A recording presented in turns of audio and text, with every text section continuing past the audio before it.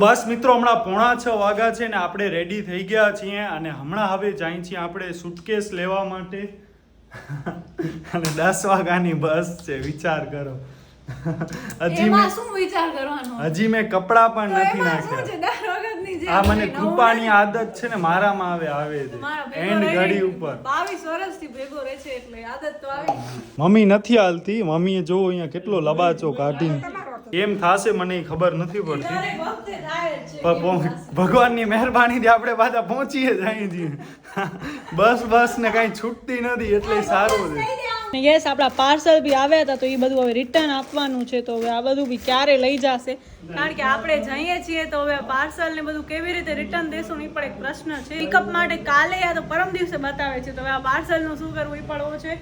અહીંયા પણ આપણો ઘણો બધો સામાન પડ્યો છે. સો યસ, ડીમાર્ટ માં પાર્કિંગ ફૂલ છે એટલે આપણે એની બાજુમાં જે ટ્રેન્ડ્સ ને છે એની સામે આપણે રાખશું. યસ, ક્રોમાની સામે. તો મિત્રો હમણાં આપણે જાય છીએ પહેલા ડીમાર્ટ માં. પહેલા આપણે ડીમાર્ટ માં ચેક ઓપ્શન પણ બે છે. એક્ચ્યુઅલી આજે સન્ડે છે ને, સન્ડે ના તો કઈ ખુલ્લું ન હોય ભુજમાં.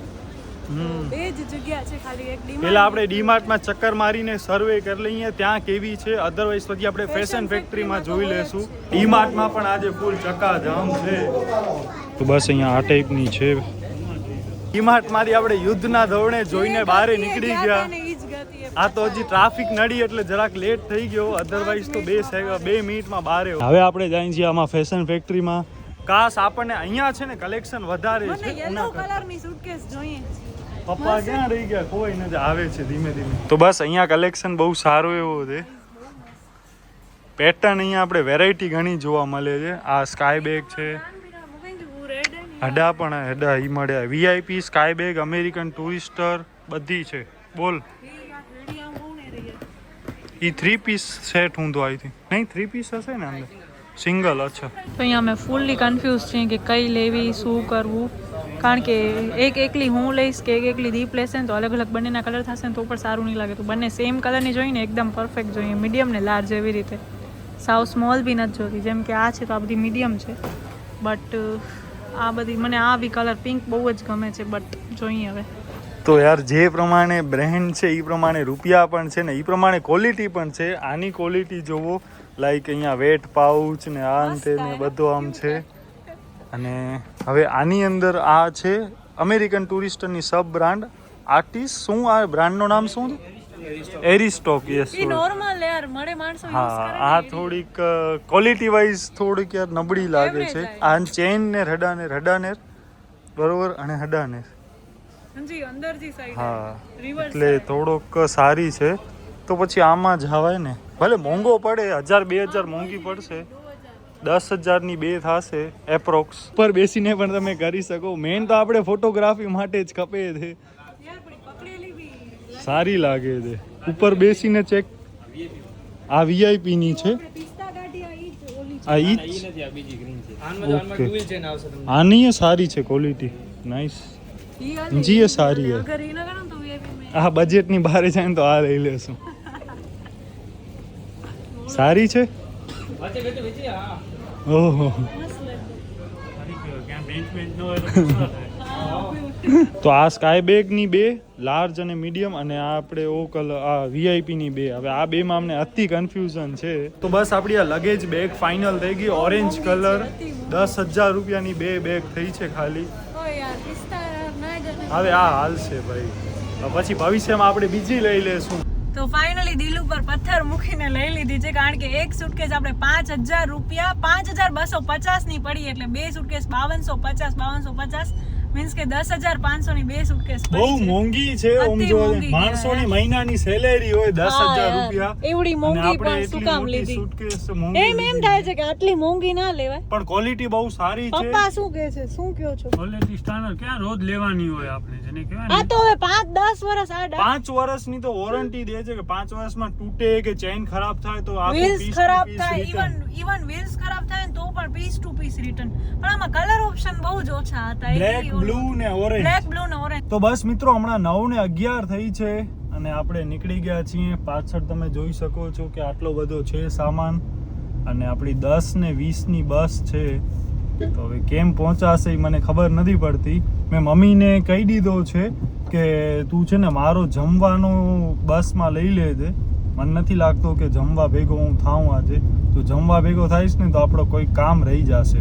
આપણો યાર દર વખતે ટ્રીપમાં આવી જ રીતે આપણે જઈએ, ગમે એટલી પ્રી પ્લાનિંગ કરીને તો પણ આમ ને આમ હોય. તો બસ મિત્રો, હમણાં 10:21 થઈ છે ને હવે આપણે ઘરેથી નીકળ્યા છીએ. 10:20 ની આપણી બસ છે ને 10:21 આપણે અહીંયા ઘર પાસે રહી છે. નથી આવ્યો ને લગભગ હજી એને ફોન નથી કર્યો કંડક્ટરે.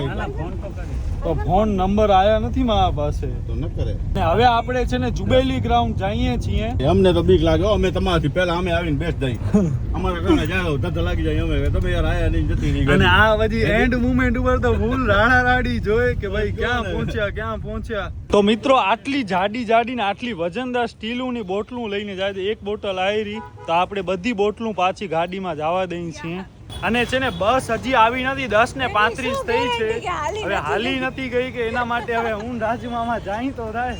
તમારો નથી કઈ કોન્ટેક્ટ એસટી માં? ફોન તો કરો કોઈક ને. બાય ધ વે, બસ છે ને માંડવી થી આવે છે. માંડવી ભુજ કૃષ્ણનગર કરીને છે. હું ને રાજમામાં જાય છીએ બસ સ્ટેન્ડ.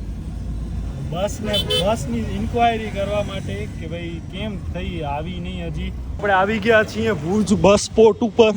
અને હવે પહેલા આપણે પૂછી લઈએ, પણ બધો રામ ભરોસે છે કામકાજ. ઇન્ક્વાયરી વાળી વિન્ડોઝ બંધ છે. આ કઈ બસ છે? બસ આ આવી ગઈ માંડવી કૃષ્ણનગર. અહીંયા ભાઈને પૂછ્યું હતું કે આ પૂછપરછ વાળાનો ટાઈમ પૂરો થઈ ગયો, મતલબ એ 10-10:30 વાગ્યા સુધી જોઈએ છે. એના પછી પેસેન્જર આવે તો પેસેન્જર રામ ભરોસે એમને પોતાની રીતે ફિગર આઉટ કરવાનું કે ભાઈ ક્યાં બસ આવશે નહીં આવે, ક્યાં પ્લેટફોર્મ ઉપર. બસ બરોબર. પણ રાતનો ભાગ છે, 11:15 વાગ્યા છે. હાલો, આ તો આપણે આવી ગયા અને કુદરતી બસ પણ આપણને અહીંયા દેખાઈ ગઈ. અને બીજા ભાઈ પણ હતા, એમણે કીધું કે ભાઈ અમે પણ આની જ વાટ જોઈ છીએ. ઓલરેડી બસ 20 થી 25 મિનિટ લેટ છે. પણ અધરવાઇઝ ખાલી મમ્મી પપ્પાને આવતા હોય તો એમને કેમ ખબર પડે કે આવી બસ ના આવી. હવે આપણે જોઈએ કંડક્ટરનો ફોન આવે છે કે નહીં. તો વિચાર કરો મિત્રો, આ આપણો ડેપો કહેવાય ને, ભુજ ડેપો છે. આ કૃપાનો વળી ફોન આવ્યો. હલો, બોલ. બસ સ્ટેન્ડમાં હવે આવીએ કે ના વાંધો ના ને આછો. તો બસ ભુજ ડેપો મતલબ સેન્ટ્રલ સ્ટેશન છે, તો પણ અહીંયા પૂછપરછ વાળો વિન્ડો બંધ છે. નકા એમને 24 કલાક ચાલુ રાખવી જોઈએ. એટલે આ સરકારી તંત્ર છે ને, એટલે બધો આમાં પણ રમણ ભમણ છે. વિચાર કરો, કોઈમાં એક માણસ નતો કે જે આપણને જવાબ દઈ શકે કે બસ આવી ના આવી, ક્યાં પ્લેટફોર્મ ઉપર આવશે, શું આવશે, કાંઈ જ. યસ, અમને લોકોને જેટલી બીક લાગતી હતી ને કે બસ હાલી ગઈ, પણ બસ હજી સુધી આવી નથી. ઈવન અમારી સામેથી પસાર થઈ, અમને ખબર નથી પડી. શું કામ કે માંડવી થી હોય તો આ બાજુ માંડવી જુબેલી થી આમ થઈને જ આમ જાય. હવે ઉમાં પેસેન્જર ને લેતા હશે અને બસ પછી અહીંયાથી આમ આવશે ને આપણે ચડી જશું. અને આપણે જરાય લેટ નથી. હું હોઉં ને હું લેટ હોઈ જ નહીં. એમની પણ આમાં મેઇન વસ્તુ શું છે, હું બસ સ્ટેન્ડ ગયો ને તો પૂછપરછ વાળી વિન્ડોમાં કોઈ નહીં, ઉમાં અંધારો લાઈટ હતો એટલે હાલ્યા ગયા હતા. બોલ, વિચાર કરો, આ ના હાલે ને યાર. પછી ઉમાં મેં એક ભાઈને પૂછ્યો કે ભાઈ કૃષ્ણનગર ઈચે, ભાઈ અમે આની જ વાટ જોઈએ હવે આવશે.